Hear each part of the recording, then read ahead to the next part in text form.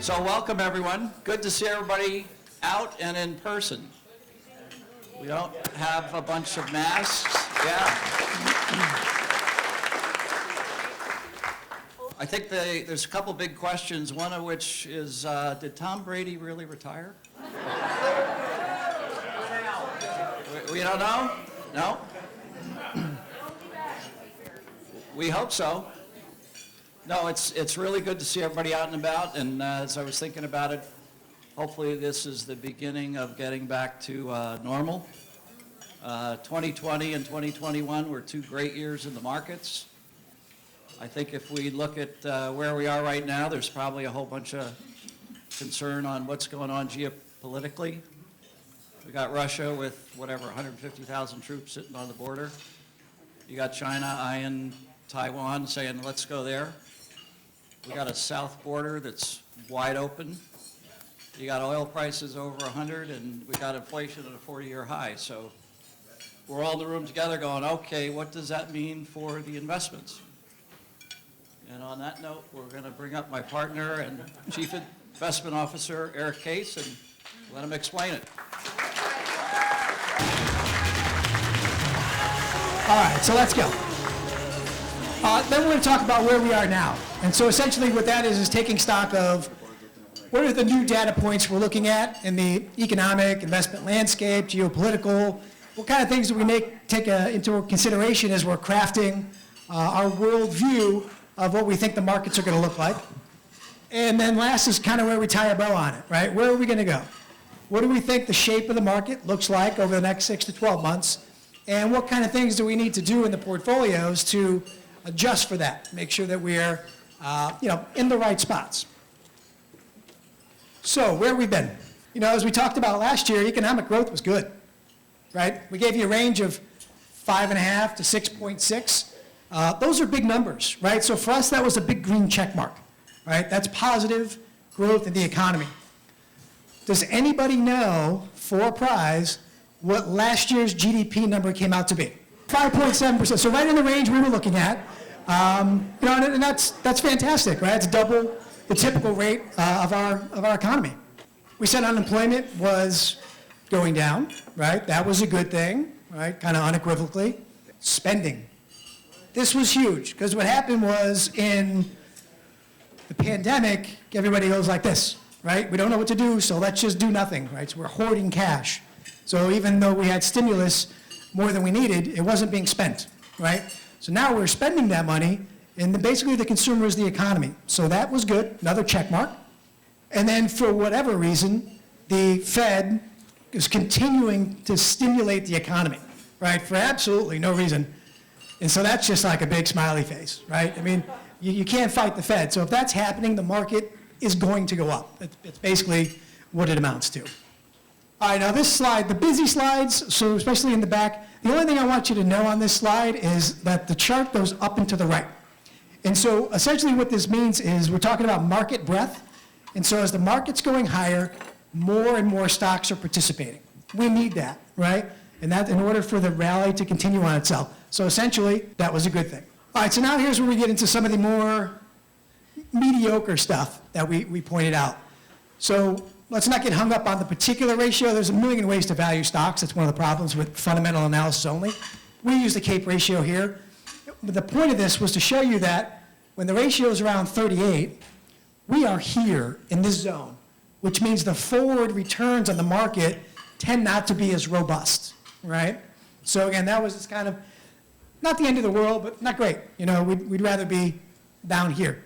Euphoria, right? So as you know, we weave in a lot of behavioral economics into our process. And one of the things we know is at market tops, people get the most aggressive. They get it wrong in a big way.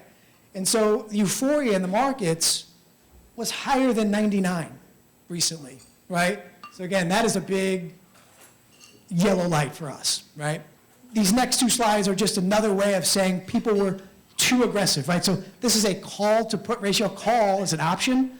It's another way to buy stocks, but with leverage, right? Just a much more aggressive maneuver. So you'll see here, people were at all-time highs, which again is a flashing yellow light for us.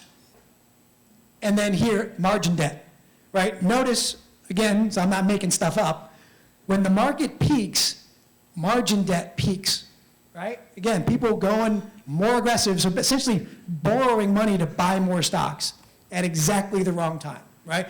So we look out for this because that helps us not fall into this trap, right? So again, flashing yellow light there.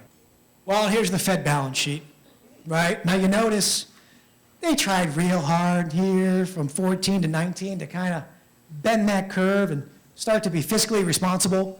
Then COVID happened, and then for some reason, last year happened. And so, I mean, this is going to be a problem. It's one of those things we don't know when it's going to come home to roost, but it will, right? This is just unsustainable. And so the treasury markets last year were reflecting this, right? So there was this bit of kind of dichotomy of equity markets roaring higher, but the bond market going, I don't know, I don't agree. And the bond market is much bigger and tends to have the smarter money, right? So for us, this was just kind of one of those, well, that'll give you pause, right? When yields should be going higher if the economy was really this strong, but they just weren't at the moment. And then really, these next two are the most important slides for kind of crafting what we thought the shape of the market was going to be. Now, we do a lot of cycle analysis, and what we know is the markets have a kind of a tendency during, whether it be the seasonal cycle or the presidential cycle, to act a certain way. And so in August, which is right about here, we mentioned that we're about to go into this yellow box, right? And so from the end of last year to sometime into maybe Q2-ish, the market just struggles.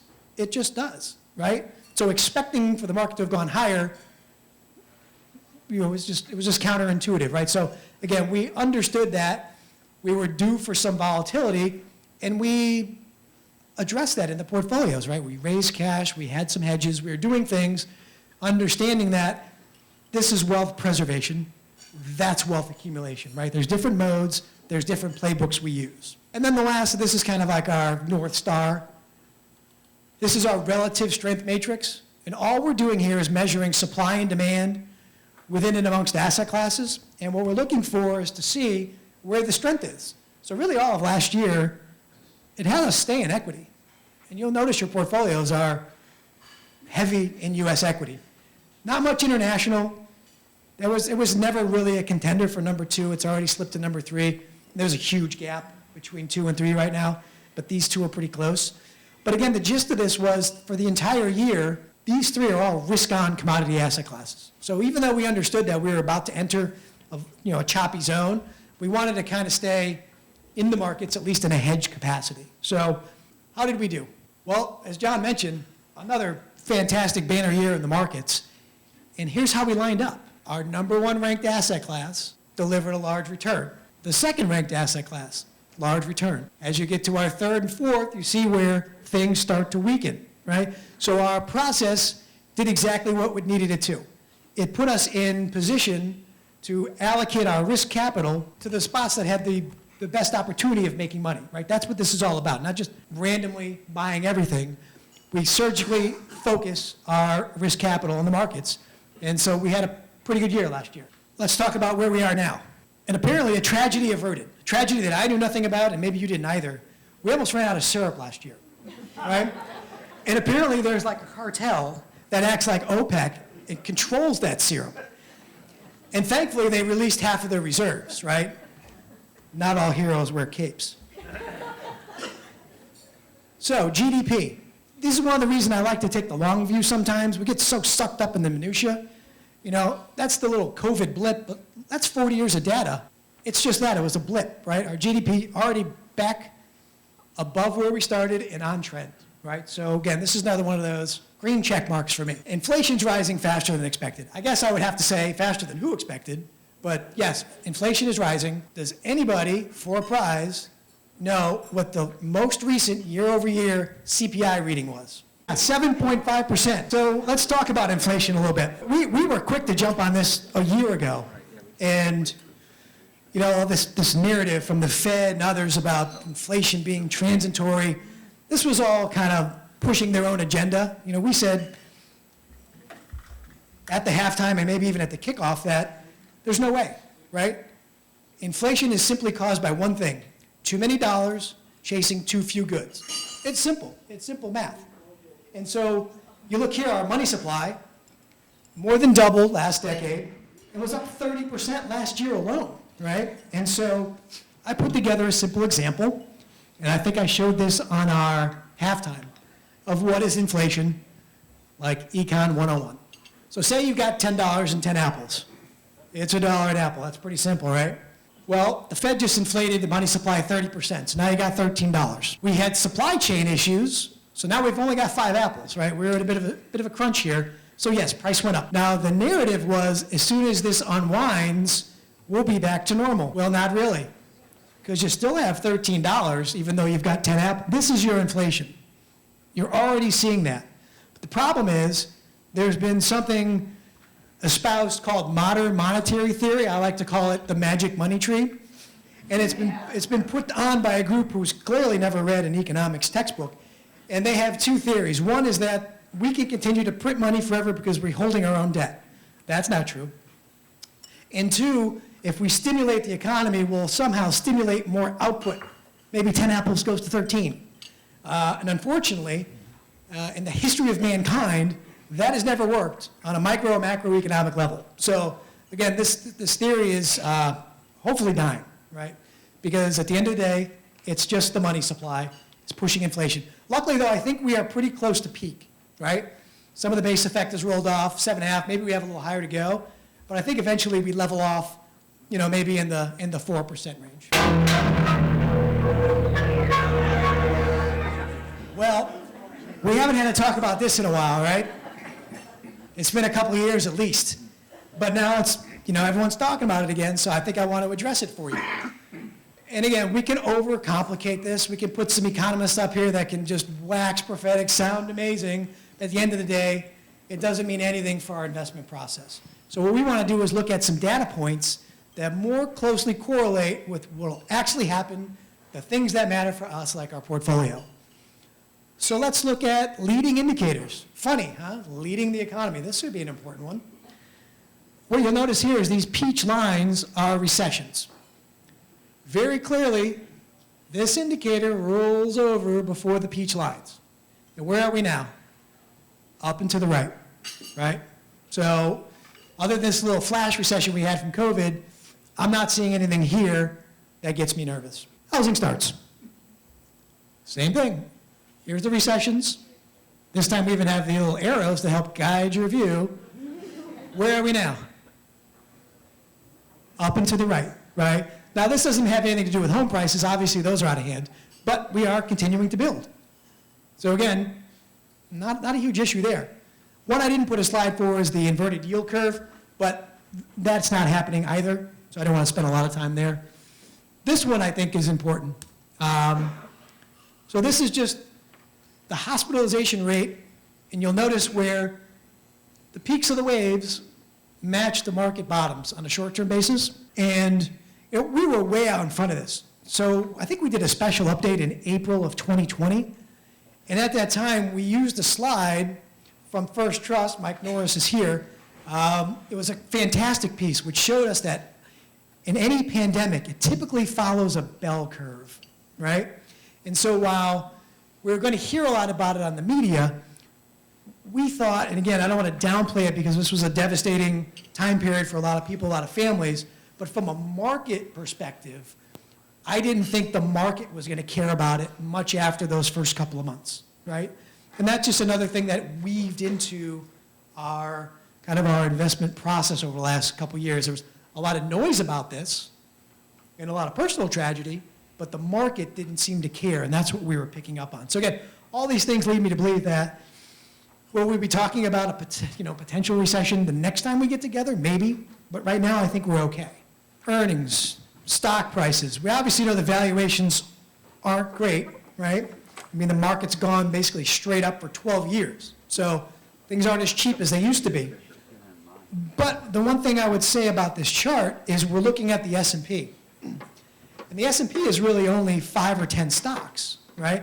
So I think it's what's expensive and what's cheap, right? Here's just the kind of the aggregate, but I think you're going to start to see some rotation. We'll talk about that. So in general, it's not great, but I'm not overly concerned with where stocks are, mostly because on a relative basis, they look cheap, right? We're in one of these really weird periods in the market where on a standalone basis, stocks are expensive, but compared to something like bonds, they're exorbitantly cheap, right? So this is just not one of those things where we have to kind of see how this plays out. But again, I'm leaning this way as that I think they're actually valued okay compared to anything else we can do in the market. And the reason I say that is this. So again, one of these busy chart, all this chart is telling you is that you're not getting paid to hold risky fixed income right now, right? So what has worked over the last few years have been things that were more equity-like, high yield, convertibles, preferred, right? Those things, they go up. They act like equity when the market goes up. And the problem is so many people were buying them that, say, typically you get 500 basis points to own a junk bond, basically. You're getting half that now, all-time low, right? So I think this is an area of the portfolio that's going to cause more concern to us than the equity side. Here's this slide again. So in the 10 minutes since I showed you this slide last time, we've added $1 trillion onto the balance sheet. And yeah, that's a mushroom cloud right there. It's interesting because the Fed's going to do this to themselves, right? What are they trying to do right now? Slow inflation by raising rates. The problem is they just weren't smart enough when they were doing all the stimulus to float 20, 30, 50, 100-year bonds like other countries did, right? They're floating short-term paper, right? So as they're pushing rates up on the short end, which is the only end they have any power over, they have to refinance themselves at higher and higher rates, right? They basically put an adjustable rate mortgage on our country, right, in a rising rate environment. So somewhat insane. So again, not necessarily something that's going to derail the markets, but I think it's something, as always, we have to kind of craft into our thesis. All right, so let's talk about this. Let's figure out, of all the data points we have, how do we put these together? Because at the end of the day, we can noodle on this as much as we want, but there are always going to be other, something else is always going to be happening. That's risk, right? I don't know, maybe tomorrow Putin invades Ukraine, riding shirtless on a stallion, right? That could happen. I don't know what that's going to do to the markets, right? We don't know. And the point is, we're going to be wrong sometimes, but we never stay wrong. That's our methodology, right? We don't look past the headlights. As soon as something tells us we need to change, we change. We don't stay beholden to, a forecast. That's why you'll never see me forecast, right? I don't, because that makes you anchor and try to prove your point over and over again. The market's telling us to go this way, that's where we go. Just like the Fed was the most important thing on the way up, they're the most important thing right now, no matter what anybody tells you, right? The stimulus for the last 10 years has propped up all risk-based assets, period, right? So now they've put themselves in a pickle, right? Show of hands, anybody here think the Fed's going to be able to navigate a soft landing in the economy? Okay. Anybody who raised their hand was going to be cut off from the bar immediately. I have no faith in that, zero. There's two ways they can get this wrong. They can go too slow, or they can go too fast. And funny enough, I think they're going to do both, right? It's amazing. So they've obviously already gone too slow. We've had 3 years or so of this stimulus that we didn't need. And luckily, we did this Build Back, whatever, that kind of got shot down. That was another couple $1 trillion, right? We really didn't need that. And so they've definitely gone too slow. The only thing they have going for it, and whether they crafted this into their thought process or not, is trend. Yes, we're 7.5 now, maybe we settled to 4, but for the last decade, we've been under 2. So we've been way below trend. Anybody have a guess as to what that trend line inflation is? What's the average inflation over the last 70 or 80 years? 3.25. That's exactly, 3.25. So the idea here is that we might be able to stay above trend for a little while, just still kind of get back to equilibrium, right? So again, it's not the end of the world, and to be honest, inflation is not the end of the world. Inflation is typically good for things like stocks and commodities, right? It's a question mark for real estate. Sometimes real estate acts as a hedge, sometimes not if the rates rise too quickly. But typically stocks and commodities do well. Ignore the bond column because these are typically all falling interest rate environments, which we won't have again in our lifetime probably, right? We're at the bottom of a 40-year run of interest rates going down. We're probably, the next 20 or 30 year rates creeping up and staying up. But again, for us, this is not a bad thing because it's usually good for equities. All right, and another busy slide. Don't get caught up in the minutia here. There's three parts to this slide. The left-hand side tells us what happens in the year before the Fed raises rates. That's completely irrelevant. All the lines are the same. The middle shows what happens in the first year of a Fed rate hike cycle, and the right-hand side shows the second year of a hike cycle. I think what we want to focus on here is just the orange line. That's our risk. The orange line is when the Fed goes too fast. All the other lines are fine. Whether they go slow, whether they go mediocre, whether they kind of go stop and go, it's the orange line, too fast, right? So that's the other risk of the Fed, and I don't know, because I don't know what they're going to do. I don't have a lot of faith in it, so we have to keep an eye out on that. So here's that same ratio I showed you a couple slides ago when we were at 38. Well, now we're at 30. A couple things happened. Market pulled back a little bit, and earnings kept going higher. Right? So again, it's not great, but it's way off the peak, right? So again, I don't think stocks are exorbitantly valued at this price. I also think we want to clarify which stocks. This is going to be the biggest factor of success in portfolios this year. And it's a lot of people are going to be sleeping on this one because for the last 10 or 12 years, all you had to do was buy large cap lending growth. That's the only thing that worked, right? TINA, there is no alternative. And it was a very easy play. You buy the S&P, you buy the Q, you're done, right? You don't even need a money manager. What's going to happen this year, when rates go up, those stocks are going to struggle. You've already seen them struggle, right?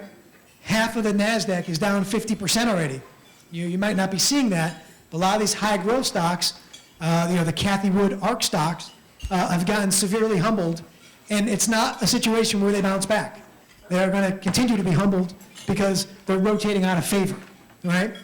And so what I think is going to happen here is we'll have value stocks, which have done nothing for a decade. International emerging markets will probably start to perk up. Those are all value areas, so we have to rotate in the portfolios, right?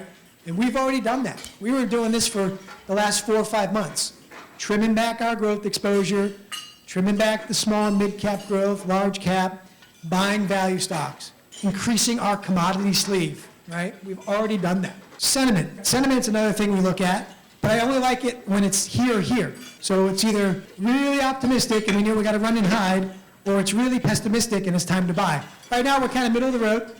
So again, that's good. I think it'll get a little bit more washed out as this market continues to. But again, it's better than being at the high, so that's okay to me. All right, let's talk about the shape of the market again, because this is really kind of guides our shorter term movements. And so what you have here is a cycle composite. So we've just taken the 1-year seasonal cycle, the 4-year presidential cycle, and the 10-year decennial cycle, mashed them together, right? Because what we know is that kind of like the tides that kind of wax and wane and ebb and flow, there's a bit of a force that works on the markets, right? And so what we see here is exactly what's happening now. We get weakness in the first half of the year, followed by a big move higher, right? And this is exactly what we're already positioned for, right? Here's that presidential cycle again, right? Same slide. We are now in the yellow. What's the saying the military guys have? Embrace the suck, right? We're in it right now, right? So it's going to be choppy. But the thing to look for here is from the peak to the trough, there's a pretty good pullback. I'll quantify that in a minute. But following that is the best move in the entire 4-year cycle. All right, so let's look at that. Busy slide. Only 2 numbers I need you to see, especially if you're in the back. This one, negative 21%, right? That's the typical drawdown of the market from last year's high to this year's low, right? If you're looking at the S&P, I think we were only off maybe 10. At the trough, we bounced a little. I don't think we're done, right? So we maybe have some room to go here. But on the backside of that's a 47% gain in the markets. This is what we're positioning for. We're hedged, we have cash. We're looking for when our indicators go, yeah, it's really washed out, kind of like April of 2020, and we'll reposition more aggressively into the markets for that. When there's blood in the streets, it's time to buy, but human nature will have everybody too scared to, right? Including myself. But this is the reason we have an unemotional, rules-based process that governs how we buy and approach equities. I'm going to come in and go, I don't really want to buy anything today, and it's going to go, Eric, you got to buy. Indicators are telling us now's the right time, and we're going to do it. Assuming this holds, right? So again, this is kind of our North Star. And look at what's happened during this volatility. Not much. U.S. equity slid down to the second spot. Commodities leapfrogged to 1. But that makes sense, right? Because commodities, you've seen energy and things really ramp up this year. But the score between these two is very close. The gap here is big, and the gap here is really big. So there's a lot of vapor, a lot of ether between number 1 and 2 and the rest. So again, I'm very comfortable, with the kind of risk alignment in the markets once we get through this volatility that we have. All right, this is the most important slide. If you were going to pay attention to anything I said tonight, it's this slide here. Anyone who's come for a long time will know this because I've been showing this slide for 6 years at the end of every presentation. We spend a lot of time in the minutia, and I even kind of fostered that. We talked about a lot of little data points, but it's sometimes better to take the long view, and this is the view that we want you to take because we're worrying about the minutia. If you look at this is 100 years of data. What do you notice? There's only basically 5 periods here. We've got 3 consolidation zones, and thus far, 2 green arrows where the market kind of went up tremendously. This red box started around 2000, right, with the 99 pullback. I started showing you this slide in 2016 because I thought we broke out. We just popped out of the box. Because what we'll notice is that once you exit the box, you may pull back a little bit, but you never reach your generational low. And in fact, you move on to much higher highs. So my contention 6 years ago was, and this was kind of, people were laughing at me because we had just moved up 200% from the S&P low just to get to the top of the box. But I said, no, hold on. I think we're just breaking out now. The average of these periods is 16 years. So even now, when we're 6 years in, we could only be maybe halfway through this. So again, by taking the long view, I think things on an intermediate long-term basis still look really good for the market, right? Short term, we've got some issues to deal with. We know we're in the chop.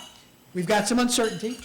But I think ultimately, I want you to leave here being happy, if you will, understanding that I think the markets are still in a really good place, and to remember that the 2 most powerful warriors are patience and time, right? And so what we want you to do is just relax. That's why I titled this program, Relax, right? We are doing all the worrying for you. And trust me, we're doing a lot of worrying, right?